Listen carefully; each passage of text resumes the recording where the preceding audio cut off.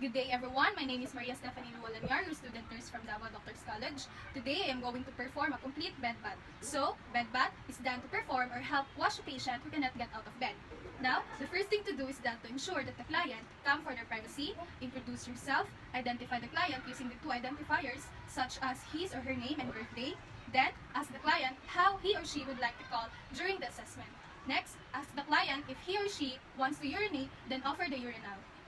Next, explain the procedure to the client on how he or she can participate during the assessment. Now, let's prepare the necessary equipment such as basin with warm water. The next, alcohol, lotion, comb, and then the linen such as the blanket, the washcloth here, and then 2 towels, and sterile gloves. So, next, don't forget to perform the hand washing to prevent the transmission of microorganisms that causes the illness or diseases.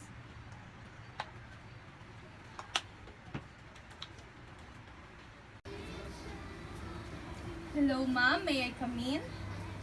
So, before entering the patient's room, it is important to ask the patient consent. Hello ma'am, I am your student nurse for today. My name is Maria Stephanie Luwalanyar. So, may I know your name ma'am? Okay, so when is your birthday? Okay, so what do you want me to call you? Just call me Jana.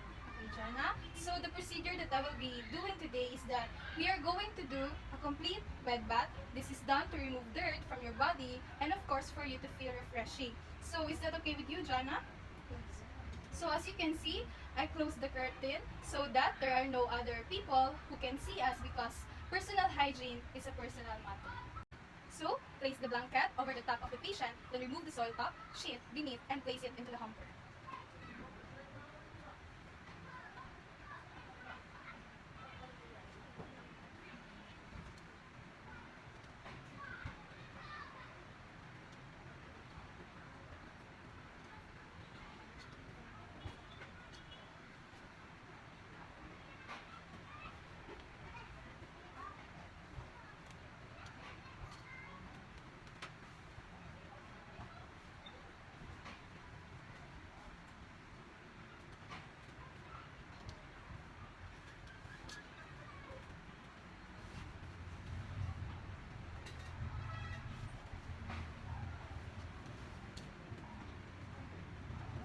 So now, assess the patient's skin or other factors.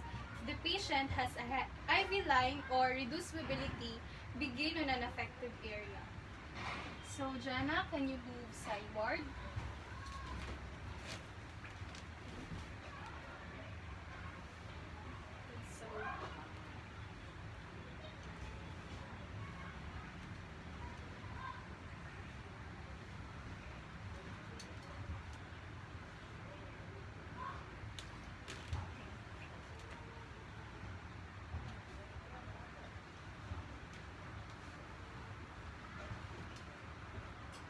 So So Jana, do you feel any skin problems or such as itching or skin irritations?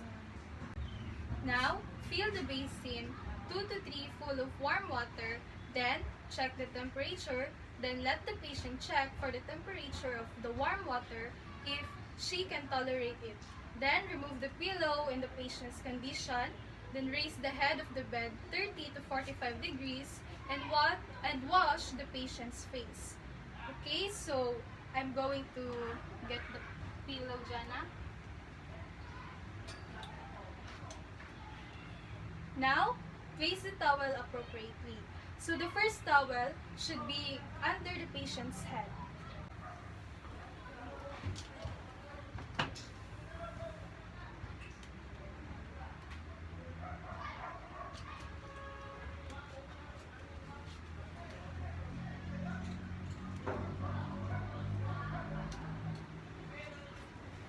And the second towel over the patient's chest.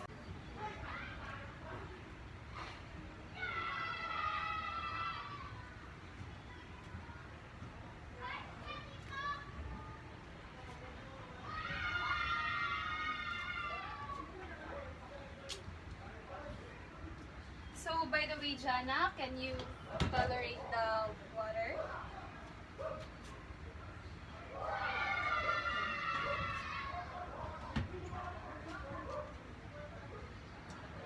So now, wash the client's eyes with water all need and dry them well.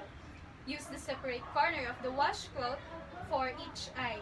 Then, ask the patient whether she wants soap for his or her face. So, Jana, do you want soap to wash your face?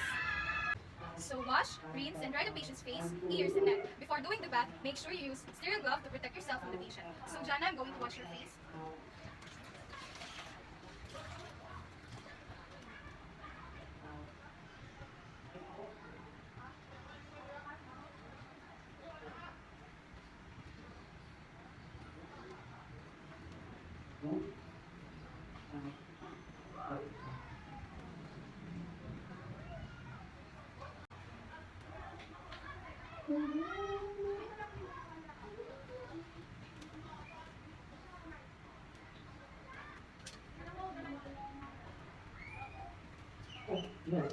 Okay, now for this procedure, if the patient is unconscious, wash the eye with the plain warm water, starting from the inner to outer contours, using the new section of each eye. If prescribed in still eye, drop or ointment if no bleed reflex. Keep the eyes closed and close the eyes gently and place eye patch or shield.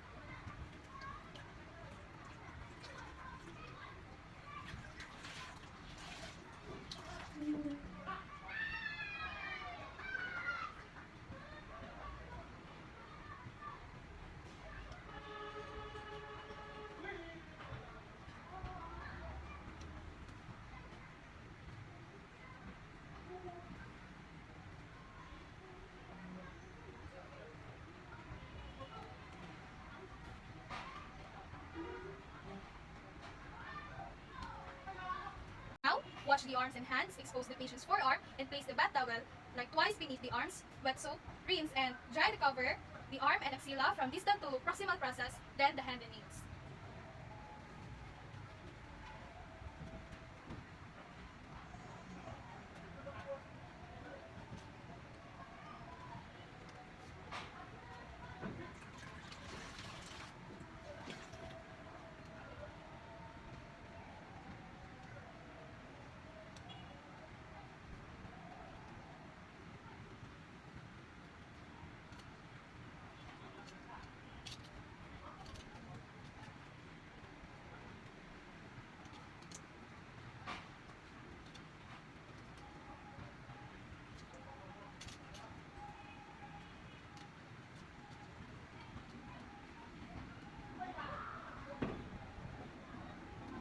Then, let's proceed to the other side.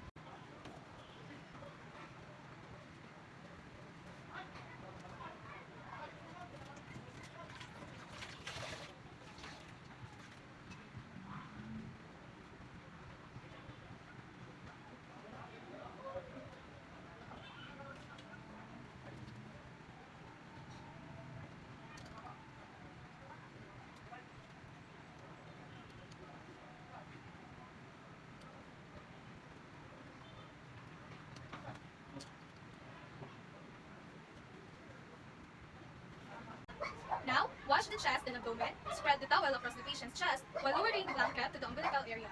Leave the bath towel of chest and bath the chest and abdomen using your hand, using film strokes. Then give special attention to skin under the breast and any other skin folds, particularly if the patient is overweight, and rinse and dry well.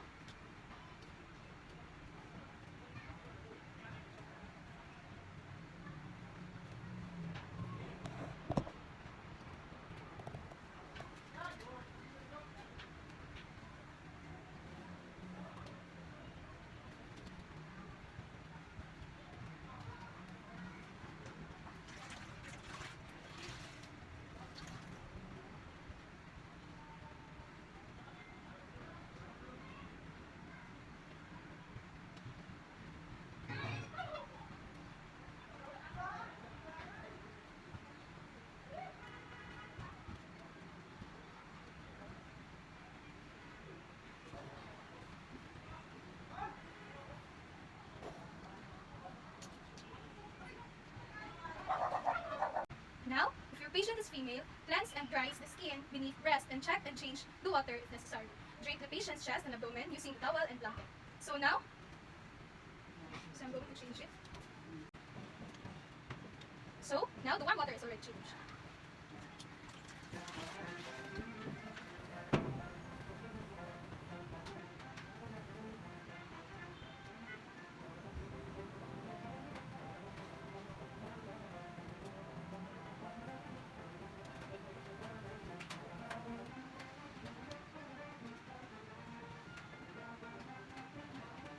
Now, let's proceed to washing the legs and feet.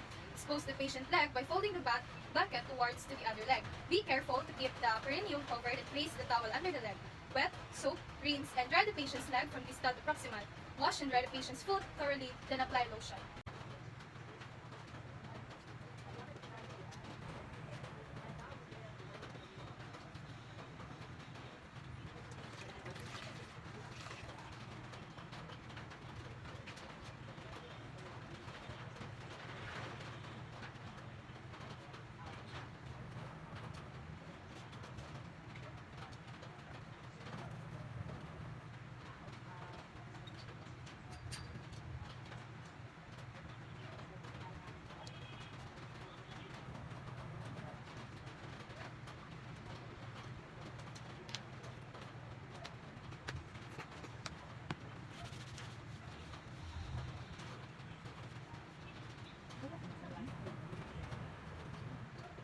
So now, reverse the coverings, then repeat to the other leg.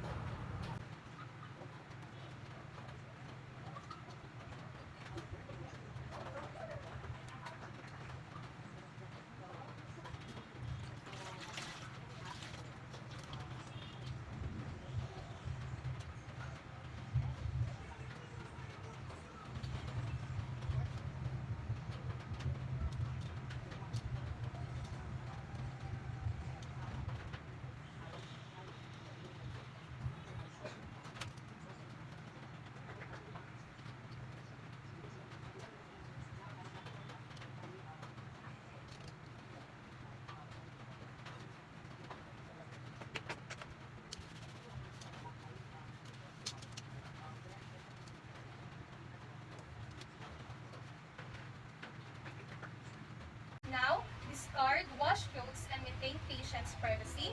Refill the basin with the clean water. Change clean pair of gloves.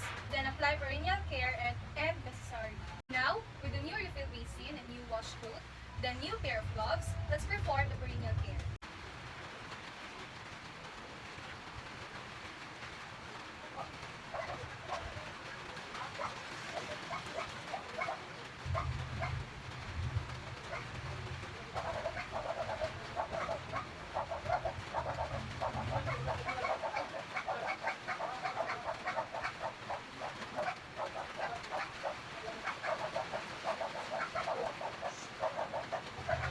Now, the last part is to wash the back. Assist the patient into prone or side-lying position. Place the bath towel along the side back and buttocks while keeping the client covered with the bath blanket as much as possible. Wash and dry client's back, moving from the shoulder to the buttocks and upper thighs, paying attention to the gluteal bones. So, if the patient's skin is intact, remove and discard the gloves. If used, then perform a back massage now or after completion of bath. Helps the patient to out on the new gown and check the device attached to the patient, comb the hair properly, and dust the aftercare of the equipment and perform hand hygiene.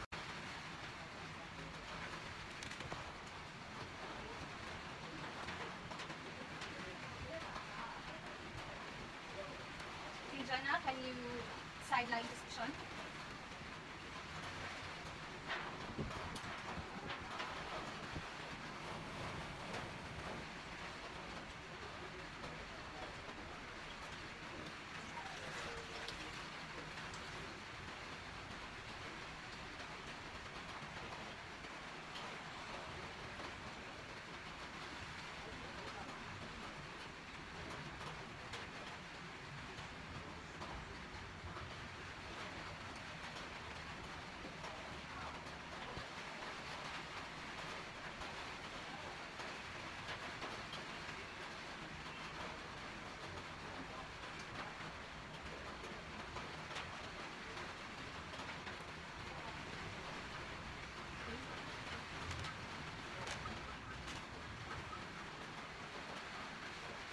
Can you do again the sideline position?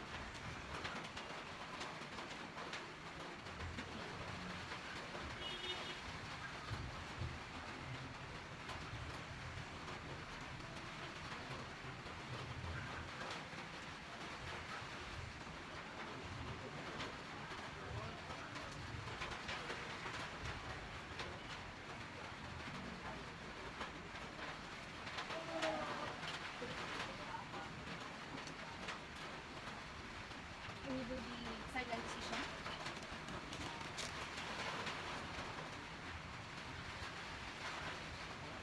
Okay.